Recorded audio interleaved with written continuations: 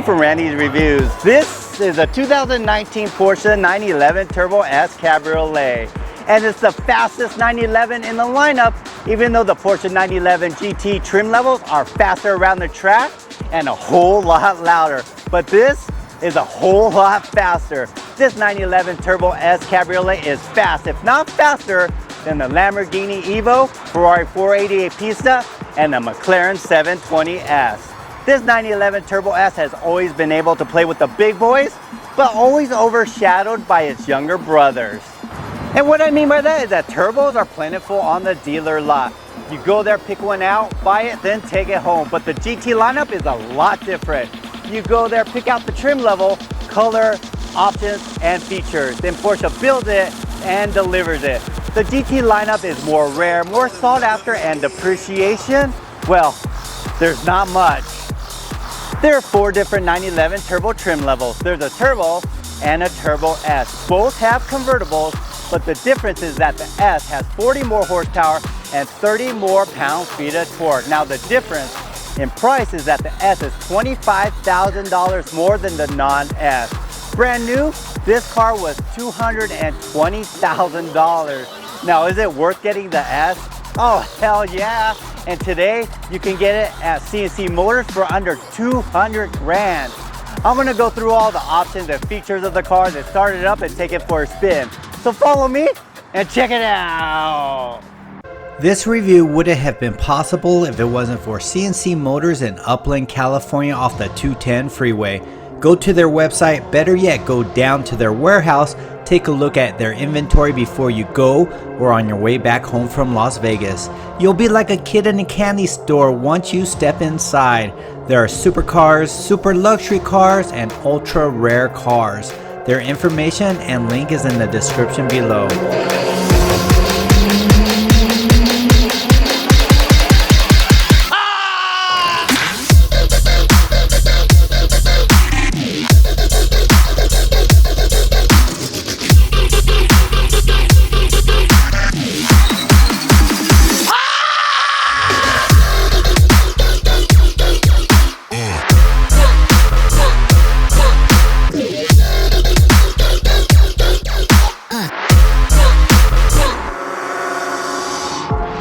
This 911 Turbo S Cabriolet has a 3.8 liter flat 6-cylinder rear-mounted engine. It has a 7-speed dual-clutch PDK automatic transmission.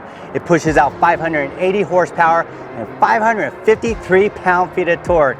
Now, it may not sound like a whole lot of horsepower today, but it's not about how much horsepower a car has. It's about how efficiently the car can put it down. And all that power can go to all 4 wheels. 0 to 60 comes in at 2.9 seconds. Wow! If you want access to the hood, all you have to do is pull the lever right here, and the tonneau cover lifts up. Now you'll never get a chance to see the engine or work on the engine unless you lift the car up, because this is all you get. Look at that. But you'll get access to all your necessary items like the coolant and oil, and you can see the fan, of course. And there you go, you can see the Turbo S and the 3.8 liter engine. The 2021 and 2020 models do the same thing.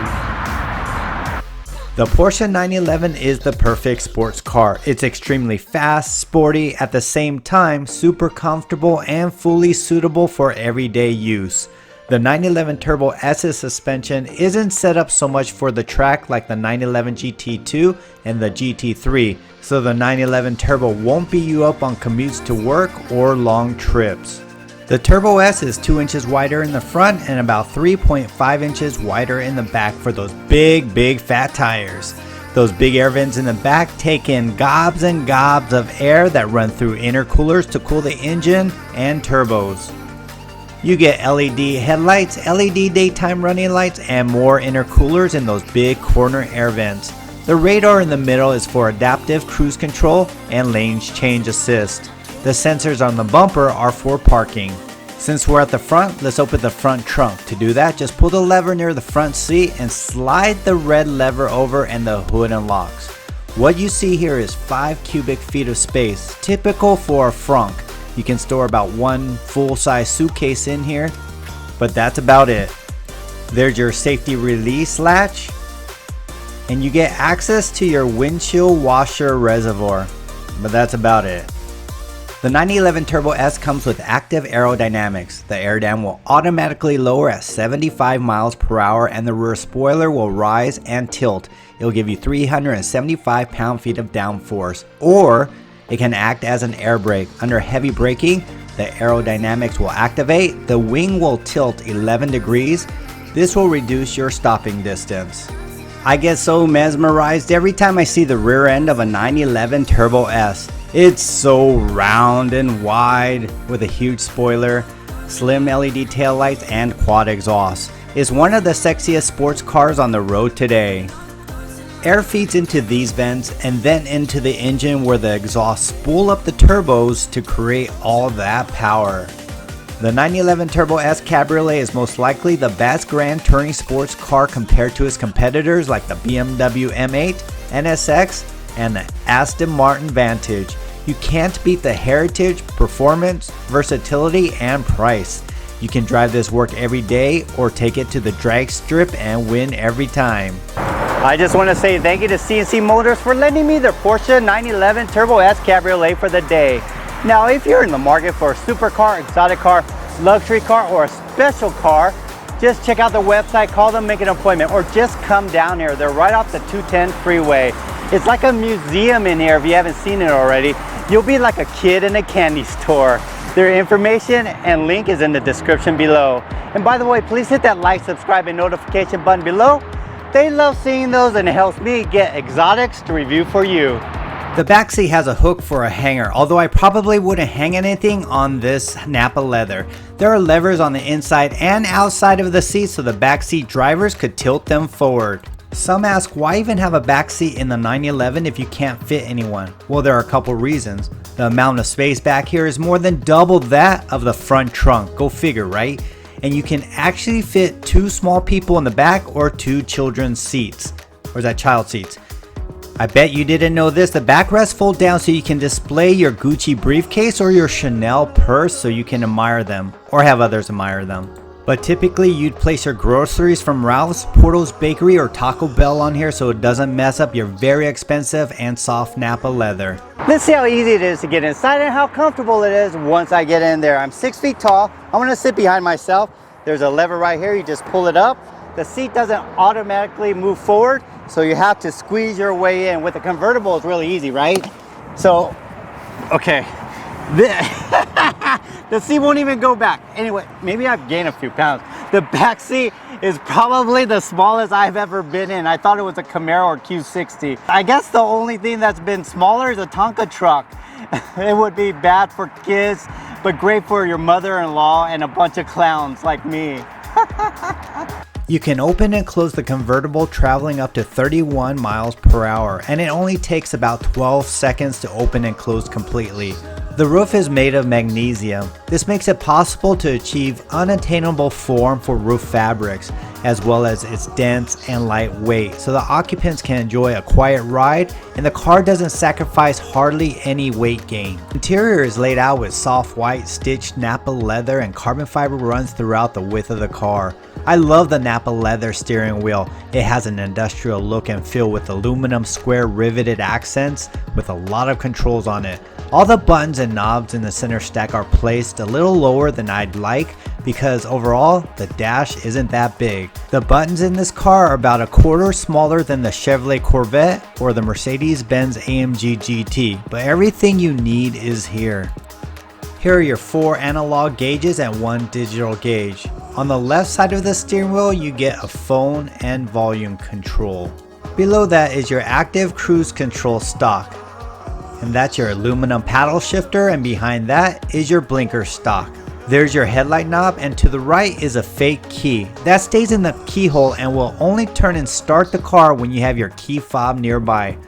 On the right side of the steering wheel are controls to disconnect your call and a roller for your digital instrument panel. There's an aluminum paddle shifter and a windshield wiper stock. That's your performance knob, but in the middle is your power boost button. It will give you extra power for 20 seconds when you hold that button down.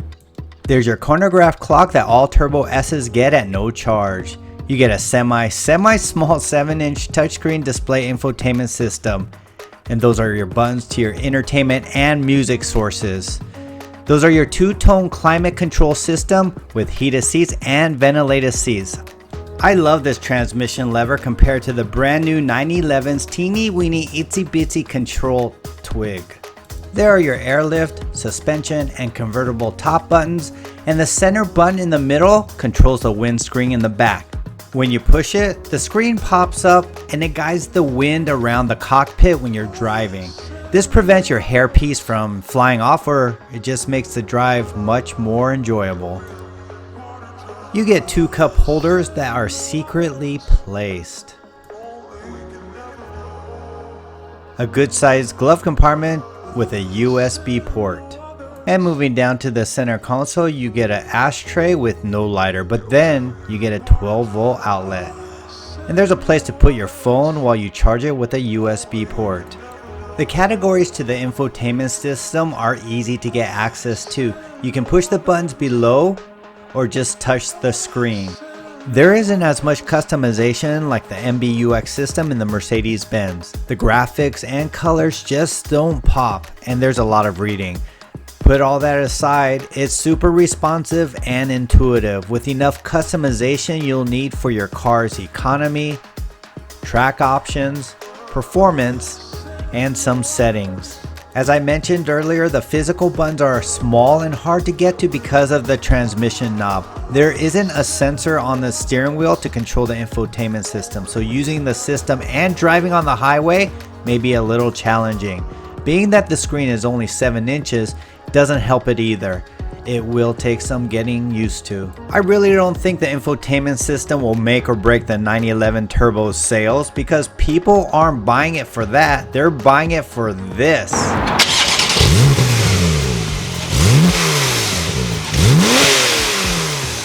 The 911 Turbo S Cabriolet makes a great everyday car compared to its hardcore track GT brothers like the GT3 and the GT2. The 911 Turbo S is a sleeper. You can actually pull up to a Tesla P100D with Ludacris and you may actually have a chance to win. I enjoyed making the video for you. If you enjoyed it, please hit that like, subscribe, and notification button below. I'm Randy. See ya!